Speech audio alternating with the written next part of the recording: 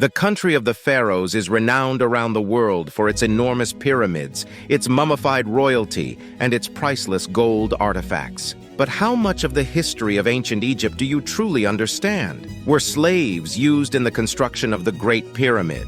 How did the process of mummification take place? We will discuss a list of 10 things that are not widely known. They did not ride camels. In Egypt, the camel did not become a common mode of transportation until the very end of the Dynasty Age. Donkeys were the primary animals of burden for the Egyptians, and boats were their primary mode of travel because to their high level of convenience. Because the Nile River meandered through the middle of their bountiful land, it served as a natural transportation corridor, as well as a sewer. Those who needed to row from south to north were assisted by the current, while those who sought to sail in the other direction benefited from the wind's favorable conditions. Canals connected the river to the surrounding communities, as well as the quarries and construction sites. Huge timber barges were utilized for the transportation of grain and heavy stone blocks, and papyrus boats were utilized for the transportation of individuals going about their daily business. And it was believed that the sun god Ra would travel across the sky every day in his solar boat, which was located high above the river. Not everyone was mummified. The mummy, which is a corpse that has been decapitated, dried out, and wrapped, has become an iconic artifact of Egyptian culture. However, as the process of mummification required a significant investment of both money and time, it was only available to the most affluent members of society. The great majority of Egyptians were laid to rest in plain pits dug out in the surrounding desert. Why then did people of high social standing feel the need to mummify their dead? They believed that it was possible to live again after death, but the body had to maintain some semblance of a human shape in order for this to happen. Ironically, this could have been accomplished with relatively little effort by simply interring the deceased in such a way that they were exposed to the scorching and sterile sand of the desert. As a result, natural desiccation would have taken place. However, the elite desired to be buried in coffins within tombs, which meant that their bodies were no longer in direct contact with the sand, which led to the beginning of the rotting process. The development of the science of artificial mummification was spurred on by the need for sophisticated burial accoutrements, as well as a body that could be identified. The living shared food with the dead.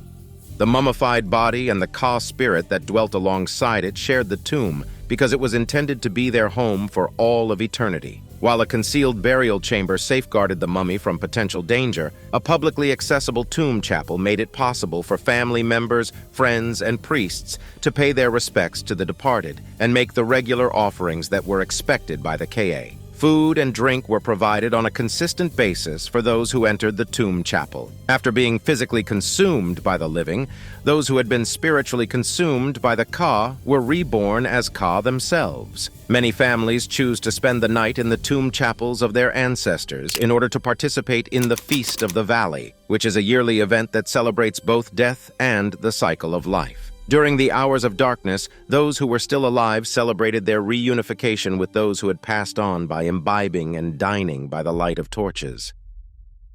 Egyptian women had equal rights with men.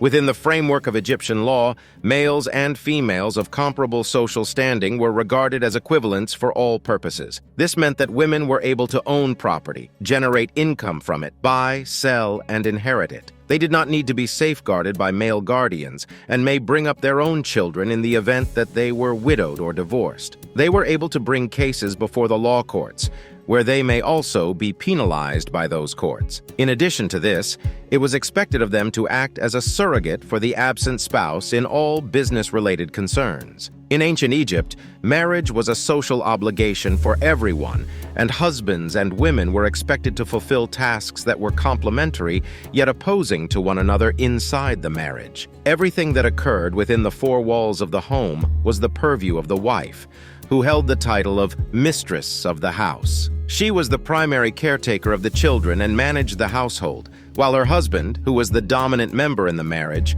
was responsible for earning a living outside the home. Scribes rarely wrote in hieroglyphs. Writing in hieroglyphics, which consisted of many hundreds of detailed images, was stunning to behold, but laborious to produce. The hieroglyphic script was used in ancient Egypt, therefore it was only used for the most significant writings, such as the inscriptions that adorned the walls of tombs and temples, and the texts that recorded the accomplishments of royal rulers. Hieratic is a reduced or abbreviated form of hieroglyphic writing that was commonly utilized by Egyptian scribes in their day-to-day work. Hieroglyphics are the ancient writing system of Egypt. Demotic, a kind of hieratic that is even simpler than its predecessor hieratic, was used toward the conclusion of the dynasty period. The same ancient Egyptian language was written using all three forms of the hieroglyphic script. It is estimated that hardly more than 10% of the population was literate, and maybe much less than that. Even fewer ancient people would have had the ability to read hieroglyphs or hieratic. The king of Egypt could be a woman. If everything went according to plan, the next king of Egypt would be his father's son. However, there were times when this was not feasible, and the ceremony of coronation has the potential to transform even the unlikeliest of candidates into an invincible king. There have been at least 3 instances where females have ascended to the throne and ruled as female monarchs in their own right, while using the full king's titulary. The most successful of these female monarchs was Hatshepsut, who ruled Egypt for over 20 years during a prosperous period of time. Because of the gender connotations associated with the word king in the English language, we can refer to Sobeknefru, Hatshepsut, and Tausret as queens regnant. However, in Egyptian, the phrase that we customarily translate as queen really means king's wife, and it is completely unacceptable to use that term for these ladies. We translate it as queen in English. Few Egyptian men married their sisters. There were several rulers of Egypt, and some of them married their sisters or half-sisters. These incestuous marriages meant that the queen was schooled in her duties from the time she was born, and that she stayed completely faithful to her husband and their children. In addition, these marriages produced children who were genetically related to the queen. They did this to limit the number of people who could have a legitimate claim to the throne while at the same time providing suitable husbands for princesses who would have otherwise remained childless. They even provided a link with the gods, several of whom were known to engage in incestuous relationships, such as Isis and Osiris, which they did. However, marriages between brothers and sisters were never required, and several of Egypt's most influential queens, including Nefertiti, were not born into the royal family. Up to the very end of the dynastic age, marriages between members of the same family were extremely rare outside of the royal line. Because of the limited terminology used in Egyptian kingship, father, mother, brother, sister, son, and daughter were the only terms used, as well as the tendency to apply these words loosely. Sister could, with equal validity, describe an actual sister, a wife, or a lover. There has been a great deal of confusion regarding this topic. Not all pharaohs built pyramids.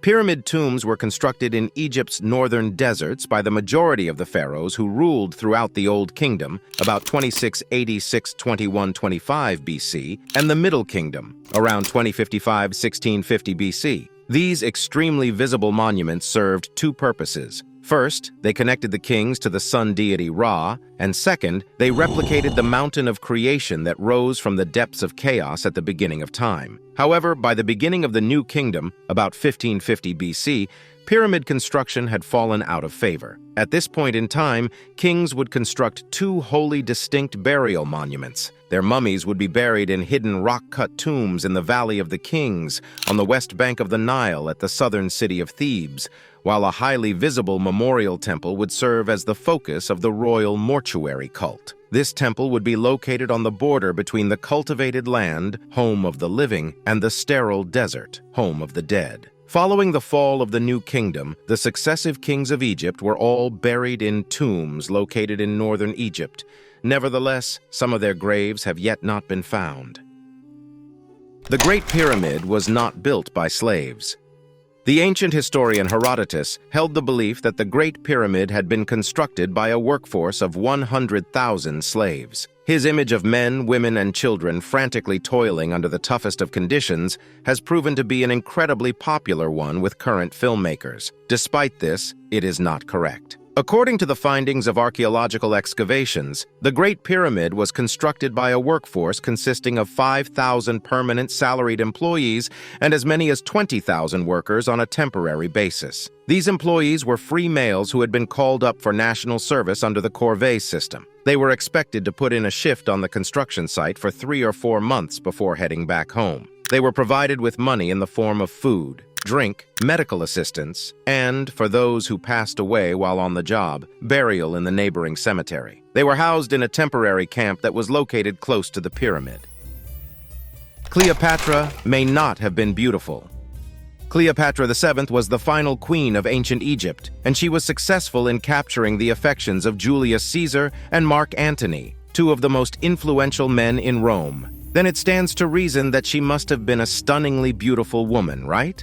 Her coins give the impression that this was most likely not the situation. Every one of them depicts her in profile, highlighting her large nose, protruding chin, and set-back eyes. Naturally, the craftsmanship of the people who made Cleopatra's coins is reflected in the coins themselves. However, it is not impossible that the queen did not want to be depicted as being overly feminine on the tokens that signified her authority both inside and outside of Egypt. Unfortunately, there is no description of the queen provided by an eyewitness. However, Plutarch, a classical historian who never actually met Cleopatra, informs us that her allure rested in both her demeanor and her beautiful voice. This is despite the fact that Plutarch never actually met Cleopatra. We hope you like this video, subscribe to the channel if you're a history addict, and please let us know about what civilization or time period we should talk about. Also, watch another video here.